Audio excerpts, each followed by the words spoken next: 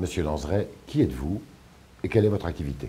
Je suis responsable d'un service études chez Parthesys, qui est une joint venture entre BNP Paribas et le groupe Banque Populaire Caisse d'Épargne. Et cette joint venture traite l'informatique du domaine carte bancaire. Vous avez donc eu une première expérience offshore. Pouvez-vous nous en parler? Oui, donc nous avons souhaité dès le départ connaître les équipes qui allaient travailler pour nous, pour plusieurs raisons. D'abord parce qu'on estimait que c'était plus facile quand les équipes travaillant à distance se sont déjà vues et bon, on trouve que c'est plus simple. Premièrement. Deuxièmement, on a souhaité les faire venir aussi pour qu'elles puissent s'adapter à nos méthodes de travail et à nos outils, hein, et puis pour les former, bien entendu. Quel type d'organisation avez-vous? Il y a un front office, un back office. Nous souhaitons n'avoir contact qu'avec le front office, donc des équipes HN françaises qui sont chez nous, le back office étant externalisé. Et en fait, toutes les demandes de Parthesys passent par ce front office. Donc nous rédigeons ce qu'on appelle des spécifications fonctionnelles détaillées, qui sont traduites par le front office en spécifications techniques détaillées, ce qui permet derrière de lancer les développements donc à tout le centre d'offshore. Quels sont les domaines dans lesquels vous faites appel à ce type de prestations? Nous faisons appel à ce type de prestations sur deux types de technologies. Donc une technologie mainframe, donc du COBOL, du DB2, Packbase, et puis nouvelle techno, donc Java, J2E, WebSphere. Vous avez rencontré des difficultés? Au bout d'un an, un de nos clients nous a demandé des gros projets dans des délais très courts. Donc on a été obligé de stresser le modèle.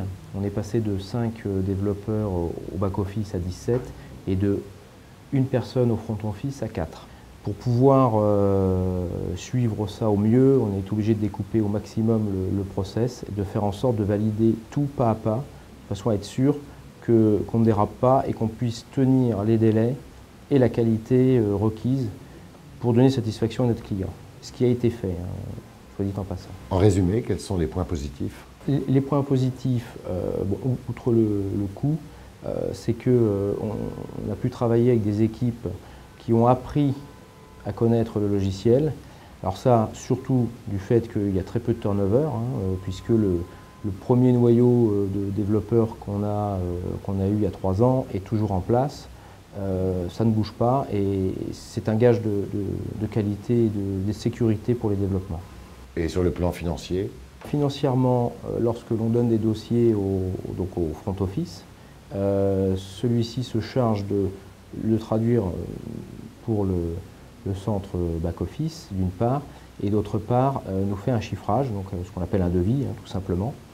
Ensuite, je dirais que pour nous clients, peu importe du coût qu'a dépensé HN, s'ils nous ont dit c'est 20 jours, on paye 20 jours. S'ils ont dépensé plus, je dirais que ce n'est pas notre problème.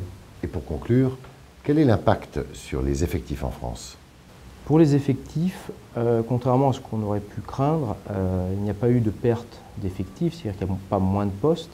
Les postes ont évolué, c'est-à-dire qu'avant un développeur faisait du développement, maintenant il se retrouve à encadrer une équipe, à avoir des relations avec une société, bien entendu tout en connaissant le fond du travail.